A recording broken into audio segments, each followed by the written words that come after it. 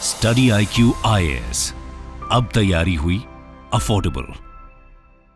नमस्कार दोस्तों 2024 में अगर आप देखेंगे अभी तक तो भारत के स्टॉक मार्केट में जो दो इंपॉर्टेंट इंडेक्स है निफ्टी और सेंसेक्स, इनका अभी तक का सबसे लंबा लूजिंग स्ट्रीक देखने को मिलेगा, क्योंकि पिछले 3 हफ्ते से लगातार ये रेड में बंद हो रहे हैं। और पिछले हफ्ता अगर आप देखो, मतलब ये जो हफ्ते की हम बात करें, पिछले 5 दिन में जो भी कुछ हुआ है, स्टार्टिंग के 4 दिनों में लगातार गिरावट हुई और यहां पर आखिरी वाले दिन, मतलब कल की मैं बात कर रहा हूं, फ्राइडे को थोड़ा सा बढ़ोतरी हुआ था। ये आप देख सकते हो खबर। इसका जो मेन कारण बताया जा रहा है वो है फॉरेन इन्वेस्टर, जो फॉरेन पोर्टफोलियो इन्वेस्टर्स या फिर फॉरेन इंस्टीट्यूशनल इन्वेस्टर्स जिनको कहते हैं, इन्होंने बढ़ चढ़कर भारत के स्टॉक मार्केट से शेयर्स को बेचे हैं। और आप सोच के देखिए, $10 बिलियन, मैं सिर्फ अक्टूबर महीने की बात कर रहा हूं, अभी ये अक्टूबर महीना खत्म भी नहीं हुआ है, 18 तारीख तक FIIs ने $10 बिलियन के शेयर्स बेच दिए हैं, जो कि अपने आप में बड़ी बात है। और इसी के बारे में थोड़ा सा डिटेल से समझेंगे क्या क्या हुआ है,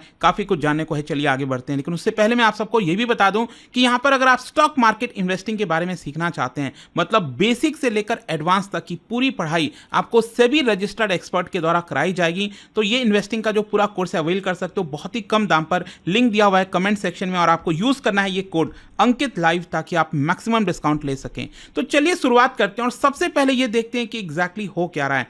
जैसा कि मैंने आपको बताया, निफ्टी और सेंसेक्स को अगर आप देखोगे तो यहां पर लगातार आपको गिरावट देखने को मिल रही थी, क्योंकि पिछले 3 हफ्ते से लगातार ये रेड में बंद हो रहा है। और मैं अगर आपको इस हफ्ते की बात बताऊं तो यहां पर भी आपको लगातार गिरावट देखने को मिलेगी। लेकिन फ्राइडे को अचानक से क्या हुआ, क्योंकि फ्राइडे को जब मार्केट खुला था तो वहां पर गिरावट तो हुई थी, लेकिन उसके बाद से वापस ये उछाल कर गया और यहां पर ये थोड़ा सा पॉजिटिव मोमेंटम में बंद हुआ था। तो यहां पर बताया जा रहा है कि फ्राइडे को जो क्लोजिंग हुई थोड़े पॉजिटिव में, इसके पीछे जो बैंकिंग के स्टॉक्स हैं उसमें थोड़ी सी आपको बढ़त देखने को मिलेगी। और इसके अलावा यहां पर आपने देखा होगा IT सेक्टर में भी कुछ शेयर्स में आपको बढ़ोतरी देखने को मिल रही है, किसी में गिरावट देखने को मिल रही है। तो यहां पर है क्या कि जो एक्सपर्ट्स हैं उनका यह कहना है कि जो FIIs हैं, फॉरेन इंस्टीट्यूशनल इन्वेस्टर्स, वो लगातार यहां पर शेयर्स को बेच रहे हैं। और डायरेक्ट रिटेल जो इन्वेस्टर्स हैं, मतलब हम और आप जैसे लोग जो बहुत सारा पैसा यहां पर शेयर मार्केट में निवेश करते हैं थोड़ा थोड़ा, मतलब देखो एज अ इंडिविजुअल अगर आप देखोगे तो हम कम इन्वेस्ट करते हैं, लेकिन यहां पर अगर आप जितने भी रिटेल इन्वेस्टर्स का अगर आप कलेक्टिव देखो तो बहुत बड़ी मजबूती है। तो अभी तक क्या हो रहा था, पिछले कुछ महीने में यहां पर लगातार जो रिटेल इन्वेस्टर्स हैं वो पैसा डाल रहे थे मार्केट में, क्योंकि उनको एक कॉन्फिडेंस था। लेकिन अब क्या हुआ है अचानक से कि FIIs भी अपना शेयर सेल कर रहे हैं और जो रिटेल इन्वेस्टर्स हैं वो अभी शेयर्स को खरीद नहीं रहे हैं। तो इसी की वजह से यहां पर एक बड़ी गिरावट हुई है। इनफैक्ट ये सेंसेक्स का आप देख सकते हो पिछले 20 दिनों का ग्राफ है, 28 सितंबर से लेकर लगातार आपको बड़ी गिरावट देखने को मिली है। और इसके पीछे का एक और कारण बताया जा रहा है यहां पर चाइना, क्योंकि चाइना में क्या हुआ है कि वहां की जो सरकार है वो कुछ स्टिमुलस पैकेज लेकर आई है ताकि चाइना की इकोनॉमी को बल दिया जा सके। तो यहां पर क्या है कि जो चाइना लेकर आया है, इसकी वजह से चाइना के स्टॉक मार्केट में मोमेंटम बढ़ा है, क्योंकि अभी तक चाइना का स्टॉक मार्केट गिर रखा था। लेकिन क्योंकि यहां पर अब फॉरेन इन्वेस्टर्स को लगता है कि चाइना का जो मार्केट है स्टॉक मार्केट, वहां पर उनको ज्यादा प्रॉफिट होगा, इसीलिए कहीं ना कहीं भारत के स्टॉक मार्केट में ये बेच रहे हैं और चाइना के स्टॉक मार्केट में जाकर ये खरीद रहे हैं। फर्दर आप देख सकते हैं यहां पर जो इन्वेस्टर्स हैं उनका कहना है कि एक और जो दूसरा कारण है FIIs के अलावा, वो है कि जो रिटेल इन्वेस्टर्स हैं वो अभी तक काफ़ी सारा प्रॉफिट बना चुके थे, जैसे रेलवे में, डिफेंस में, जो पब्लिक सेक्टर अंडरटेकिंग वाले स्टॉक्स होते हैं ना, सरकारी कंपनी वाले स्टॉक, उसमें आपने देखा होगा अच्छी खासी ऑलरेडी बढ़ोतरी हो चुकी थी। ऐसा लग रहा था कि यहाँ पर एकदम अपने हाईस पर चल रहा है, तो उसी की वजह से यहाँ पर अब आपको अच्छा खासा गिरावट भी देखने को मिलेगा। तो बताया जा रहा है कि जो रिटेल इन्वेस्टर्स हैं उन्होंने काफ़ी जो लॉन्ग पोजिशंस बना रखी थी रेलवेज में, डिफेंस में, PSUs में, उसमें यहाँ पर अब शॉर्ट किया है, मतलब कि वो उसको बेचे हैं। खैर, यहां पर जो हम बात कर रहे हैं फॉरेन इन्वेस्टर्स की, उन्होंने कितना बेचा है मैं आपको बताता हूं। एक्चुअली अगर आप देखोगे यहां पर फ्राइडे को, कल ही, तो FIIs ने 5,485 करोड़ के जो शेयर्स हैं उसको बेचे हैं। वहीं दूसरी तरफ अगर आप देखो, जो डोमेस्टिक इंस्टीट्यूशनल इन्वेस्टर्स हैं उन्होंने लगभग उतने के ही शेयर्स खरीदे हैं। ये मैं फ्राइडे की बात कर रहा हूं। लेकिन अक्टूबर में अभी तक, मतलब 18 अक्टूबर का पूरा आंकड़ा अगर आप देखिए तो फॉरेन इंस्टीट्यूशनल इन्वेस्टर्स ने रिकॉर्ड 83,000 करोड़ रुपए के स्टॉक्स बेचे हैं। NSDL और BSE का जो डेटा सामने आया है, मतलब सोच के देखिए 84,000 करोड़, ये होता है लगभग $10 बिलियन। मतलब अचानक से 18 दिन के अंदर इतना सारा शेयर्स बेचना, तो ऑब्वियस सी बात है भारत के स्टॉक मार्केट में दबाव तो आएगा ही। फिर इसके अलावा और भी अगर हम आपको कई कारणों की बात बताएं तो यहाँ पर जो रिजल्ट का सीजन है, क्योंकि अभी सितंबर क्वार्टर खत्म हुआ है, मतलब यहाँ पर जुलाई अगस्त सितंबर ये 3 महीने का जो रिजल्ट अभी सामने आया है उसमें भी चीज़ें डिसअपॉइंटमेंट आपको देखने को मिलेगी।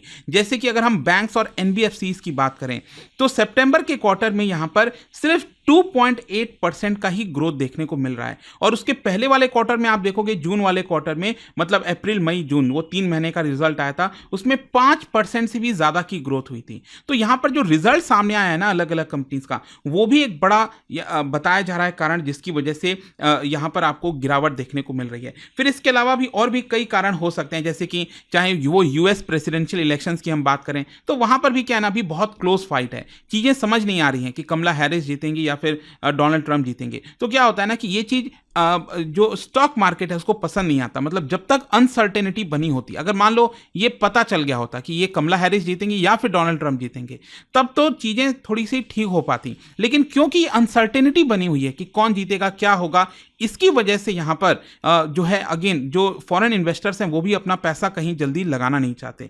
फिर इसके अलावा यहाँ पर जियोपॉलिटिकल टेंशंस तो चल ही रहा है, आपको पता ही है मिडिल ईस्ट में कल क्या होगा किसी को कुछ नहीं पता, मतलब लगातार डे बाय डे आपने देखा है जो हमास का चीफ है उसको अभी मारा गया इसराइल के द्वारा।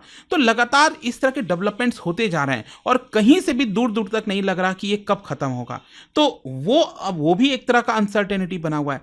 फिर इसके अलावा भारत में अगर हम बात करें तो महाराष्ट्र का चुनाव आने वाला है, तो इसको लेकर भी अनसर्टेनिटी। आपने देखा होगा हरियाणा में जो भी कुछ हुआ, यहाँ पर कांग्रेस जीतने वाली थी ऐसा बोला जा रहा था, लेकिन बीजेपी जीती है, तो इसकी वजह से बोला जा रहा है कि महाराष्ट्र में भी टफ चुनाव होने वाला है। मतलब पहले देखा जा रहा था कि शायद जो लोकसभा के नतीजे आए थे उसमें जो अपोजिशन पार्टी है कांग्रेस और जो पूरा गठबंधन बन रखा है इंडिया ब्लॉक का, उसने थोड़ी सी बढ़त हासिल की थी, तो शायद लग रहा था कि महाराष्ट्र में यहाँ पर अगेन वो लोग जीत सकते हैं। लेकिन जो भी अभी हरियाणा में हुआ उसकी वजह से इलेक्शन महाराष्ट्र में भी इंटरेस्टिंग हो गया है। फिर इसके अलावा इंडियन रुपी की अगर हम बात करें तो एक्चुअली क्या है कि अभी थोड़ा सा एक्सपर्ट्स के मन में डाउट हो रहा है, इकोनॉमिस्ट का कहना है कि भारत में जो फिस्कल डेफिसिट है वो थोड़ा सा गड़बड़ा सकता है, और इसी की वजह से क्या हुआ है कि इंडियन रुपी के ऊपर प्रेशर देखने को मिल रहा है और अपने ऑल टाइम हाई पर चला गया। आप सोचिए 84 रुपीज, $1 इक्वल्स टू 84 रुपीज चला गया है, और ये अभी तक का सबसे हाईएस्ट आपको देखने को मिलेगा। तो ये सब कारण है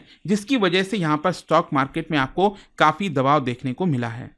तो क्वेश्चन है कि अब यहां से आगे क्या, तो देखो बताया ये जा रहा है कि बुल्स और बियर्स में अभी बैटल चलेगा, इंटेंस बैटल चलेगा। यहां पर बुल वो हैं कि जो यहां पर सोचते हैं कि स्टॉक मार्केट ऊपर जाएगा, बेयर वो हैं जो सोचते हैं कि स्टॉक मार्केट नीचे जाएगा, क्योंकि बहुत सारे कारण जो मैंने आपको बताया, रिटेल इन्वेस्टर्स पार्टिसिपेट नहीं कर रहे हैं, अर्निंग्स खराब आई हैं, और इसकी वजह से आप देखिए यहां पर बोला जा रहा है कि स्टॉक स्पेसिफिक एक्शन रह सकता है। और मीडियम रेंज में यहां पर कई एक्सपर्ट्स का मानना है कि जो निफ्टी का रेंज है वो करीब 24,600 से लेकर 25,600 के बीच में रहने के अनुमान है। खैर जो भी है, आई होप कि जो कारण हो रहा था अभी जो भी कुछ हुआ है फॉरेन इन्वेस्टर्स का एक्सोडस, वो आपको समझ में आया होगा। और जाने से पहले एक इंटरेस्टिंग क्वेश्चन, क्या बता सकते हो उन जो इन्वेस्टर्स हैं, कुछ ऐसे इन्वेस्टर्स होते हैं, स्पेकुलेटर होते हैं, जो यहाँ पर आपने देखा होगा रिसेंटली आईपीओ वगैरह आता रहता है, तो तुरंत उनको अलॉटमेंट हुआ आईपीओ का और उन्होंने तुरंत यहाँ पर 1-2 दिन में उसको बेच भी दिया प्रॉफिट कमाकर।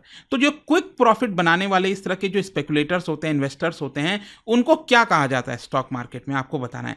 इसका राइट आंसर आप सबको पता है, मेरे इंस्टाग्राम पर तो मिलेगा ही, वहां पर अगर आप नहीं हो कोई बात नहीं, टेलीग्राम से ले सकते हैं इसका सही उत्तर। मैं कई सारे जो एमसीक्यूज हैं वो यहाँ पर स्टोरीज में डालता रहता हूँ। अगर आपको पीडीएफ है तो टेलीग्राम पर आइए, अलग अलग सोशल मीडिया पर आप जुड़ पाओगे। और जैसा मैंने आपको बताया, अगर आप स्टॉक मार्केट इन्वेस्टिंग के बारे में सीखना चाहते हैं, बेसिक से एडवांस तक की पूरी पढ़ाई आपको कराई जाएगी। एज एन इन्वेस्टर्स आपको बहुत सारा नॉलेज मिल पाएगा।